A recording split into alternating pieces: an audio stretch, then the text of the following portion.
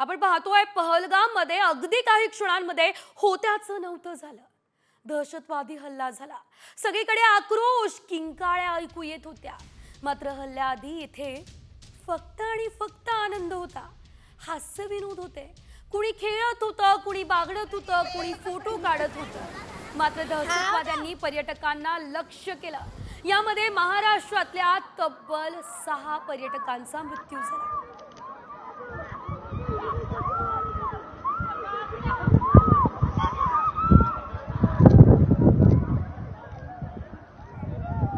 उमर उमर ओ ताजुल दे यार। उमरा चल ना यार। ओ इथा कोई दिसता जहांगीर तो यार बेड़ियां पे ताजुल दे यार। तू मौत ही कसम दी गेम है।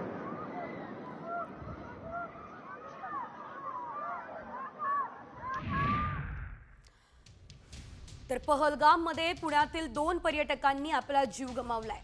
संतोष जगदाळे आणि कौस्तुभ गणबोटे यांचा मृत्यू झालाय. दोन्ही कुटुंब कमिन्स कंपनीमधील आपल्या मित्रपरिवारासोबत अगदी काही दिवसांपूर्वी 3च दिवसांपूर्वी काश्मीरला सहलीला गेलेले.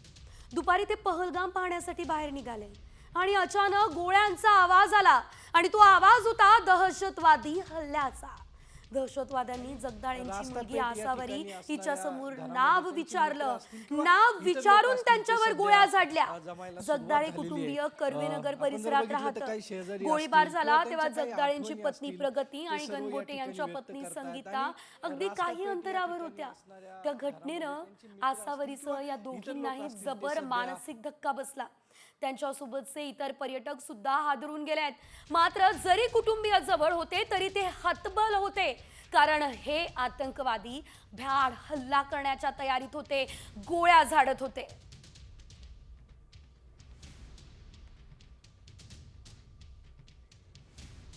गणबोटे कुटुंब आहे. गणबोटे यांचं या हल्ल्यामध्ये ते शहीद झालेले आहेत. काय सांगणार, अशा पद्धतीने घटना घडणे कितपत योग्य आहे किंवा माझा कुटुंब गेला.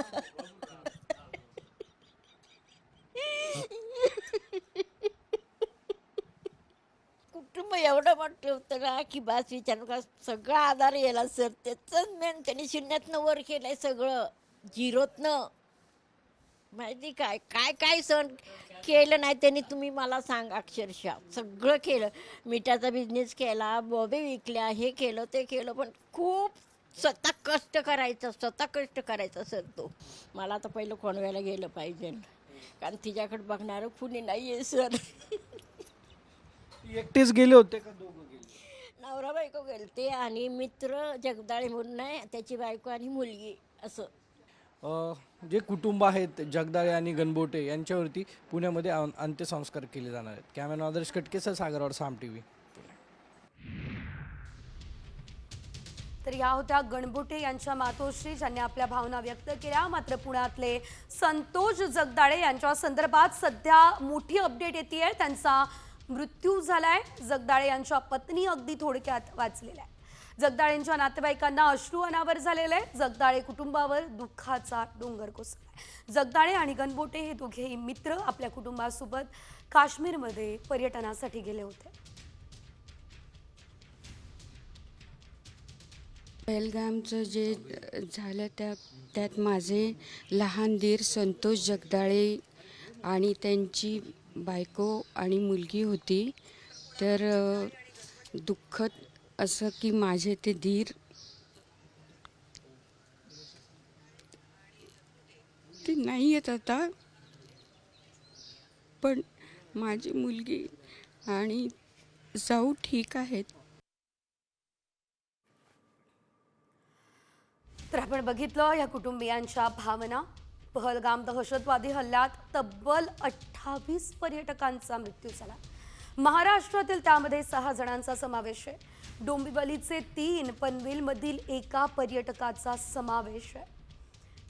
डोंबिवलीचे अतुल मोने, संजय लेले, हेमंत जोशी यांचा या हल्ल्यात मृत्यू झालाय. पनवेलच्या दिलीप देसलेंचाही या दहशतवादी हल्ल्यात खात्मा झालाय. पुण्याच्या दोघांचा या हल्ल्यामध्ये मृत्यू झाला. संतोष जगदाळे, कौस्तुभ गणबोटे अशी मृत्यू झालेल्यांची नाव आहे. अतिशय दुर्दैवी अशी ही घटना. या भ्याड हल्ल्यामध्ये महाराष्ट्रातील तब्बल 6 जण मृत्युमुखी पडले.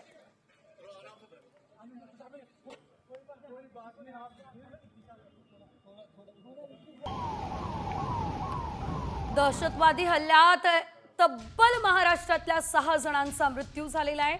डोंबिवलीमधले 3, एक पनवेलमधील असे 4 जण सध्या कळत आहेत. 2 जण पुण्यातले आहेत. डोंबिवलीचे अतुल मोने, संजय लेले, हेमंत जोशी यांचा हल्ल्यात मृत्यू झालेला आहे. पुण्यातील संतोष जगदाळे, कौस्तुभ गणबोटे यांचा सुद्धा मृत्यू झालेला आहे. पनवेलच्या दिलीप देसले यांचा सुद्धा मृत्यू झाला आहे. पहलगाममध्ये पर्यटनासाठी गेलेले डोंबिवलीचे हेमंत जोशी यांचा या दहशतवादी हल्ल्यामध्ये मृत्यू झाला.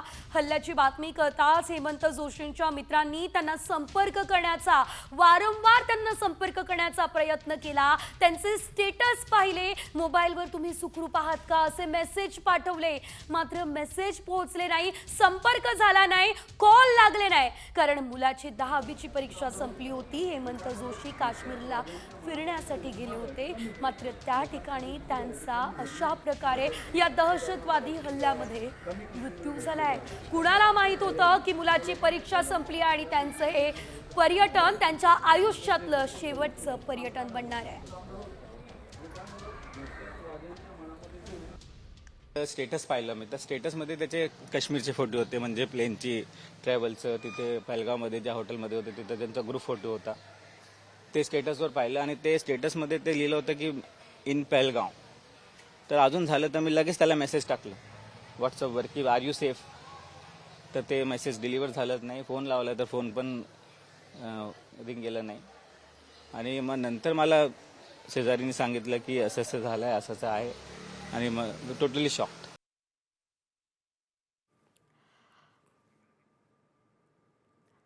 अद्यापही काही जणांचे पर्यटक जे आहेत ते काश्मीरमध्ये अडकलेले आहेत. संपर्क करण्याचा प्रयत्न होतोय, त्यांची माहिती अद्यापही मिळत नाहीये. तर आपण एकंदरीत जर बघितलं तर मित्रांचा शेवटचा मेसेज मात्र हेमंत जोशी यांच्यापर्यंत पोहोचलेला नाहीये. संजय लेले यांच्या मृत्यूनंही त्यांच्या मित्रपरिवाराला मोठा धक्का बसलेला आहे, मानसिक धक्का बसलाय. दहशतवाद संपला असं सरकार म्हणतं, मात्र असं म्हणणारं सरकार आता काय उत्तर देणार, हा संतप्त सवाल मृत संजय लेले यांच्या मित्रांनी केलाय.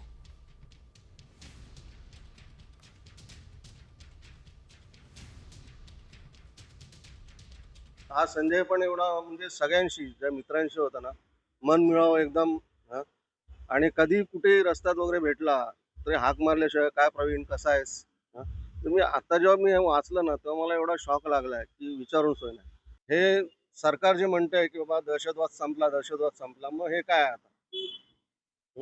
त्याच्याकडे लक्ष द्यायला पाहिजे. दहशतवादी हल्ल्यामध्ये डोंबिवलीच्या अतुल मोने यांचाही मृत्यू झालाय. अतुल मोने डोंबिवली पश्चिमेकडे ठाकूरवाडी परिसरातील श्रीराम अचल इमारतीमध्ये राहत होते. मोने पत्नी आणि मुलीसह पर्यटनासाठी पहलगाम या ठिकाणी गेलेले.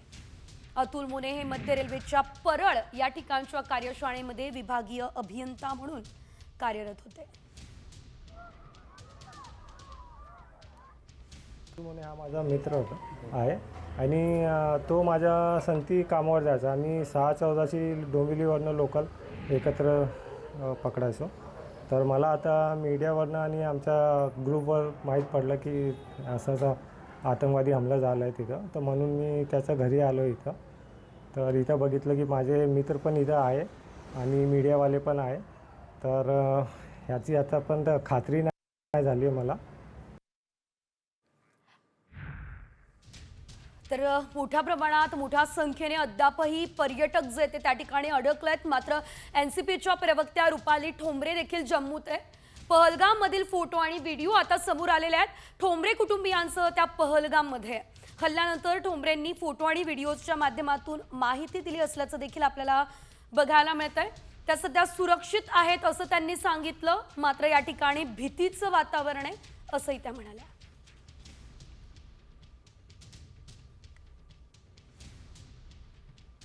नमस्ते, आम्ही सगळे हे पर्यटक श्रीनगरमध्ये आहोत. आणि कालपासून इथे आम्ही अडकलो. काल जो काही हल्ला झाला त्याच्यामध्ये आम्ही पुण्यातले 12 जण आहोत. हे नाशिकचे आहेत आणि ही फॅमिली अहमदाबादची आहेत. असे अनेक जवळजवळ 60 ते 65% पर्यटक इथं अडकलेले आहेत. कालचा हल्ला झाल्यानंतर आणि ही बातमी आल्यानंतर सगळे प्रचंड घाबरलेले आहेत. मला प्रशासनाला एवढंच सांगायचं की कृपया इथनं विमानाची सोय तातडीने करावी. आमच्यासोबत एक टुरिस्ट इथले आहेत की ज्याप्रमाणे हल्ला झाला म्हणून आम्ही सगळे भयभीत झालो, पण इथल्याच टुरिस्ट लोकांनी या नाशिकच्या फॅमिलीला स्वतःच्या ते आहेत भैया, आपका नाम क्या है? आदिर भैया म्हणून आहेत. हे यांचे ड्रायव्हर आहेत इथले पर्यटन टुरिस्ट पर्सन. यांना यांच्या घरी नेलं, जेवायला घातलं आणि सुखरूपपणे या हॉटेलमध्ये सुरक्षितपणे आम्हाला ठेवलेलं आहे. या हॉटेलमध्ये नाही म्हणलं तरी 101 जण पर्यटन अडकलेले आहेत. काहींच्या फ्लाईट उद्या आहेत, परवा आहेत, 13 आहेत. परंतु आजच ही सगळी मंडळी इथनं सुखरूपपणे विमानतळावरनं स्वतःच्या घरी गेली पाहिजेत. कारण का किती जरी सांगितलं की मिलिटरी रस्त्यावर आलेली आहे तरी कोणीही फिरण्यासाठी आता इथं तयार नाही आहेत. आणि हे जे काही टुरिस्ट ॲक्टिव्हिटी आहेत यांनी जी काही मदत केली यांना. तर रुपाली पाटील ठोंबरे यांचा खरं तर हा बाईट, ही प्रतिक्रिया समोर आली. नागपूरमधील एक कुटुंब पहलगाममध्ये फिरायला गेलेलं. हल्ल्याची बातमी पाहिली आणि त्यांचं कुटुंब घाबरलं. पहलगाममध्ये आपले नातेवाईक सुखरूप आहे हे कळतंय, पण त्यांच्याशी अजून संपर्क होत नाहीये अशी माहिती त्यांनी दिली. आपको किसी चीज का डरने का नहीं, हम साथ में आपको किसी को क्या हुआ है, आपने क्या देखा है यहाँ पे, हम आ रहे हैं, आप टेंशन कोई बात कि अभी हम जम्मू पहुंचने वाले हैं थोड़ी देर में, फिर बात नहीं हो पाएगी क्योंकि बोले ये काम नहीं करेगी मोबाइल. कल यही दिखा रहे थे ना सब भगदड़, ये गोलियां चली है, ये वो, हम तो बहुत घबरा गए ना, बहुत ही कुछ दिखा रहे थे. तो फिर थोड़ी देर में मेरे बेटे का दिखाया, मेरा बेटा दिखाया, बहू का, मेरे नाती का दिखाया, तो फिर हमको थोड़ा संतोष मिला. पैर में चोट आई है बता रहे थे, बहू बात कर रही थी तो बता रही थी. आणि अमरावतीमधील 11 पर्यटक अगदी थोडक्यात वाचल्यात. पहलगाममधील हल्ला झाला त्याआधी काही मिनिटांपूर्वीच त्या ठिकाणाहून ते निघालेले. सध्या हे सर्व पर्यटक श्रीनगरमध्ये सुखरूप. अमरावतीमधील मंगला बोडके, छाया देशमुख, नीता उमेकर, चंदा लांडे आणि सारिका चौधरी आपल्या कुटुंबासह काश्मीरमध्ये पर्यटनासाठी गेलेले होते. मात्र सध्या ते सुखरूप असल्याची माहिती जी आहे ती आपल्यापर्यंत पोहोचते. एकंदरीत आपण जर बघितलं तर आता या आधीची पहलगाममधली त्यांची दृश्य, हे जे फोटो आहेत ते सध्या समोर आलेले आहेत. मात्र महत्त्वाचं म्हणजे याआधी नाचत बागडत आनंदात या ठिकाणी पर्यटनासाठी गेलेलं हे कुटुंब आता सध्या भीतीच्या वातावरणामध्ये वावरताना दिसतंय.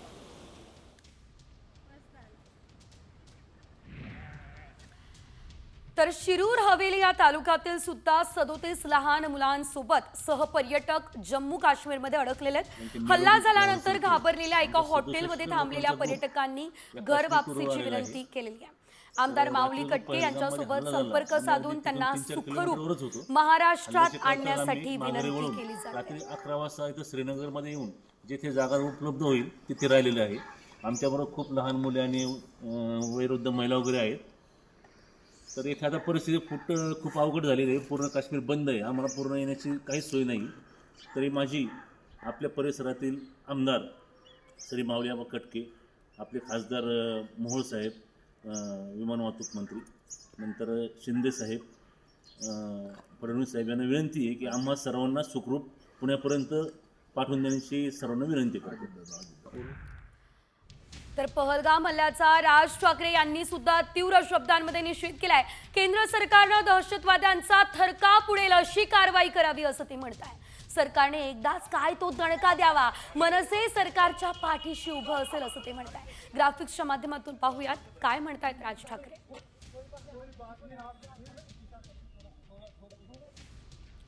हल्लेखोरांच्या पुढच्या 10 पिढ्यांचा थरकाप उडेल असा धडा शिकवा.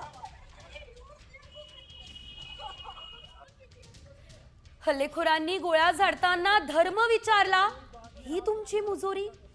हल्ल्यामागच्या सूत्रधारांना आपली शक्ती काय आहे हे कळायलाच हवं असंही राज ठाकरे म्हणाले.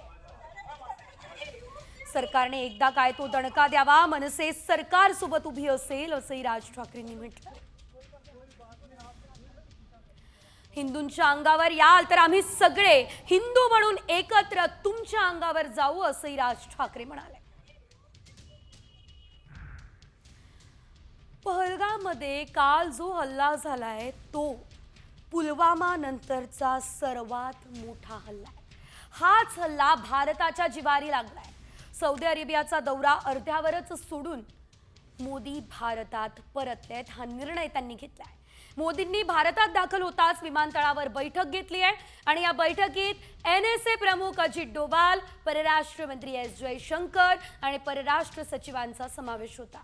मोदींनी दाखल होताच विमानतळावर बैठक बोलावली आणि या बैठकीची ही दृश्य आपण आपल्या टेलिव्हिजन स्क्रीनवर पाहतोय. पंतप्रधान मोदींनी या हल्ल्याची गंभीर दखल घेतली, सर्व माहिती घेतली, सौदी अरेबियाचा दौरा आटोपता घेतला. या दहशतवादी हल्ल्यानंतर मोदींनी कॅबिनेट सुरक्षा समितीची देखील बैठक बोलावलेली आहे आणि या बैठकीत कॅबिनेट सुरक्षा समिती आणि तिन्ही सैन्यांच्या प्रमुखांसोबत मोदी स्वतः सुरक्षेचा आढावा घेणार आहे अशी सुद्धा माहिती सध्या मिळते. पहलगाम दहशतवादी हल्ल्यानंतर पंतप्रधान मोदी आणि अमेरिकेचे अध्यक्ष डोनाल्ड ट्रम्प यांच्यात सुद्धा चर्चा झालेली आहे. पहलगाम मधील हल्ल्यानंतर मोदी यांनी गृहमंत्री अमित शहा यांच्यासोबतही चर्चा केली होती आणि कालच त्यांनी तातडीनं अमित शहा यांना काश्मीरला पाठवलेलं होतं. तर पहलगाम मधल्या दहशतवादी हल्ल्यानंतर पंतप्रधान मोदींनी जेद्दावरून परतताना पाकिस्तानच्या हवाई हद्दीचा वापर करणं टाळलंय. त्यामुळे भारतात परतण्यासाठी 5 तास 41 मिनिट इतका वेळ लागलेला आहे. विशेष म्हणजे नवी दिल्लीवरून जेद्दाला जाताना मोदींचं विमान पाकिस्तानी हद्दीतून गेलेलं, मात्र परतत असताना या हद्दीतून येणं, पाकिस्तानातून येणं मोदींनी टाळलं. हा खूप मोठा संदेश पाकिस्तानासाठी असणार आहे. या आधी सुद्धा भारतानं जर पाकिस्तानने मैत्रीचा हात वाढवला तर मैत्रीचा हात पुढे केला होता, मात्र जर अशा प्रकारचे हल्ले होणार असतील तर निश्चितच दणका देणंही तितकंच महत्त्वाचं आहे.